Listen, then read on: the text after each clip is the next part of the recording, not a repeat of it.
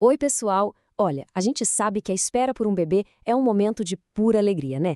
Mas, muitas vezes, junto com essa felicidade, vem uma pulga atrás da orelha, a tal da carência do plano de saúde. Nesta nossa conversa, vamos descomplicar tudo isso e transformar essa ansiedade em informação e poder de ação. Então, vamos direto ao ponto. Aquela pergunta que tira o sono de muitas famílias. E se o parto precisar acontecer antes de completar os 300 dias de carência do plano? Existe esse risco? A resposta curta é sim, mas a resposta completa é muito mais tranquilizadora. E é super normal sentir isso. A cabeça vai a mil, né? Começam a surgir aquelas preocupações com contas de hospital gigantescas. Ou pior, o medo de ter a cobertura negada bem num momento tão delicado. É uma angústia real. Mas aqui vem a informação mais importante de todas, a virada de chave. Essa regra dos 300 dias não é uma sentença. Em situações de urgência médica, a lei está do lado da mãe e do bebê.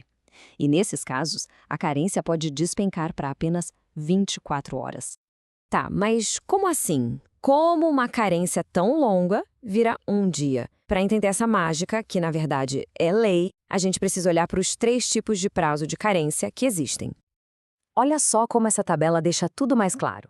Aqueles 300 dias que assustam todo mundo, eles só valem lá na base, para o parto programado quando tudo corre como esperado. Agora foca na primeira linha. 24 horas para urgência e emergência. É exatamente aqui que um parto prematuro se encaixa. O jogo muda completamente. Então, vamos nos aprofundar nessa regra, que é a verdadeira regra de ouro em situações de crise e a que mais importa nesse momento. 24 horas. Esse é o número para guardar na memória. Se a situação for caracterizada como urgência ou emergência médica, a carência máxima que o plano pode exigir é essa, contada a partir da assinatura do contrato. Ponto final. E por que o parto prematuro aciona essa regra? É simples, porque por definição legal e médica, todo parto que acontece antes da 37ª semana de gestação é considerado uma urgência. Não há margem para interpretação aqui. E essa comparação aqui é perfeita para a gente não confundir as coisas. Uma coisa é ter um diagnóstico de gestação de alto risco, que vai exigir acompanhamento. Outra, bem diferente, é o evento do parto de emergência, aquele momento em que o nascimento precisa acontecer para salvar a vida da mãe ou do bebê. É esse evento que reduz a carência e não o diagnóstico prévio. Agora, muito cuidado, é preciso ficar de olho numa tática bem comum e totalmente legal que os planos de saúde podem tentar usar para fugir da responsabilidade. É bem possível que numa ligação o atendente do plano solte uma frase como essa, sabe? Com a maior naturalidade, como se fosse um procedimento padrão. Mas de padrão, isso não tem nada. É uma prática ilegal e abusiva. A justiça já tem um entendimento consolidado sobre isso. Afinal, qual seria o sentido de pagar um plano de saúde se, na hora da emergência, ele só garante as primeiras 12 horas?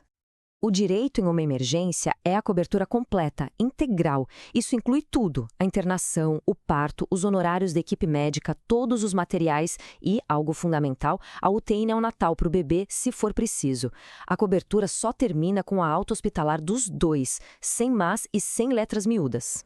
Ok, o cenário é o pior possível. O plano de saúde está sinalizando que vai negar a cobertura. Bate o desespero? Não. É hora de agir, e agir rápido.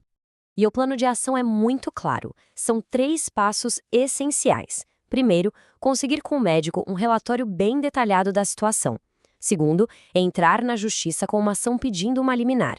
E terceiro, para fazer isso da forma correta, procurar a ajuda de um advogado especialista em direito da saúde. Com esses passos, a decisão da justiça costuma sair em 24, no máximo 48 horas.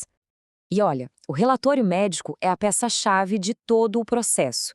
Ele precisa ser muito claro, com o diagnóstico completo, a justificativa para a antecipação do parto e, o mais importante, a descrição detalhada do risco de vida iminente para a mãe ou para o bebê.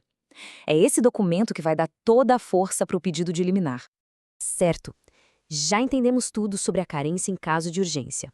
Mas a proteção não para por aí.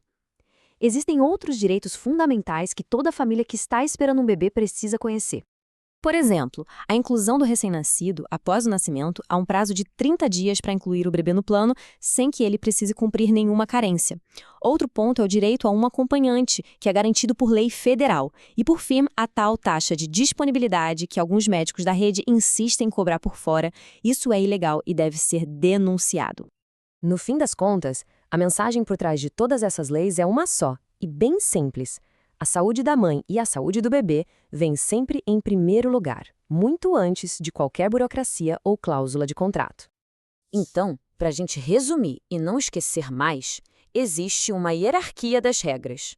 No topo, mandando em tudo, estão as 24 horas para urgências.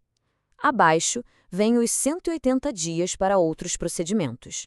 E só lá na base, para partos a termo, é que valem os 300 dias. A regra de cima sempre prevalece. E tudo isso nos leva a uma reflexão final, né? A questão não é se o plano de saúde vai cumprir a lei por boa vontade. A questão é estar preparado para fazer essa lei valer. Conhecer os próprios direitos é o primeiro passo, e estar pronto para agir é o que garante o cuidado e a tranquilidade que toda família merece nesse momento tão especial.